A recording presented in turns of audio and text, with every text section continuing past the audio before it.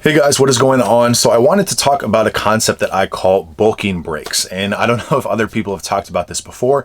I've never really heard anybody mention it in this style, but the way that I like to think about it is in the same way that people do diet breaks, I like to do bulking breaks, and I like to actually accomplish some of my fat loss goals during this time period. So I like to align these with periods where I'm either not training at all or I'm doing a deload. Okay, so this is probably a little bit controversial because people associate rest with gains. And while that is true on a macro level, I don't think that a week where you are having more recovery via deload or no training at all is going to be very productive for your overall muscle growth, because you're not getting that repeated challenging stimulus that's triggering that muscle growth. Okay, so yes, you do need recovery psychologically, physically during these time periods, and I still advocate for having deloads, mTOR resets, whatever you want to do. But I don't think that the calories need to be as high as when you are actually stimulating your muscles to trigger a response. And that's when bulking is most productive. Okay, so when you choose to go through a deload, you will still get some of those benefits. Now, I totally recognize that if you were to have a deload where you were low on calories, coming back from that deload is going to be a little bit rough. That being said, you're going to be at a weaker point after that when you have very little food. And that's going to start the ramp, which is very important for the psychological benefit that this bulking break has. Okay, so the idea here is that when we're bulking, we can have a variety of different things happen. We can have our training get, pretty stale, not really feel like we're, making a lot of progress in the gym for whatever reason, even when we are bulking. That's a potential thing that could happen. We could be gaining too much fat, and we could have this psychological response to not want to eat more because we don't want to get even fatter than we already are. And we can have our hunger stall. Okay, so these are all things that can happen simultaneously. These are, maybe two of those things could happen to you, maybe just one of those things could happen.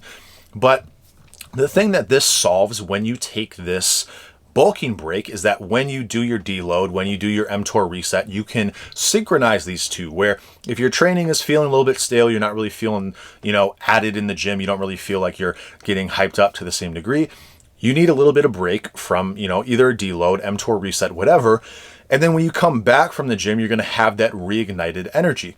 And if you pair this with a slight drop off in performance that you'll probably see from taking that week break, whether it's a deload or an mTOR reset, when you come back from that, that's going to be your new starting point. So you're going to have a ramp that you can actually go up over the next few weeks as you start to eat more calories again. And that's probably going to reignite some enthusiasm in your training. So that's a great strategy. Two, in terms of the psychological benefit, if we look at the math from this perspective, if we're gaining like 1 pound per week when we're bulking, this can start to accumulate quite a bit of fat, right? And so every week that goes by, as opposed to having a week where I'm just going to gain another pound of fat this week and I'm holding on to too much fat tissue, I'd rather it be a little bit lower, I feel like I'm getting too fat, we can then adhere to a very short time period of a very aggressive cut and cut a decent amount of weight during that time period. Now, some people might think that this is going to be really bad for, gains and stuff. I've done this many times. And again, you have that rebound out of that week, which can be a little bit difficult because you might have regressed a little bit. But then again, you have that ramp where you get to go back up, and that's very good psychologically for your training. And training is all about momentum and continuing to make progress in that regard. So you are getting a little bit of a setback there, but you're trading that for that psychological benefit, for that rest that you got in the gym or from the gym that is going to allow you to come back stronger, as opposed to just never taking a deload, never doing an mTOR reset. So you're getting that. Plus, let's say you're able to adhere to 1,000 or maybe even a 2,000 calorie deficit during this week, because it's only, 7 days, 8 days, however long it ends up being for you.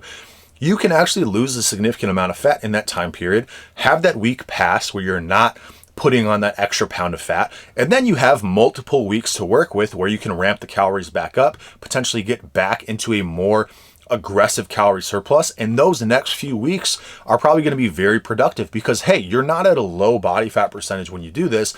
You're still probably at a higher body fat percentage. So you're not in that buffer period that we talked about in a previous video.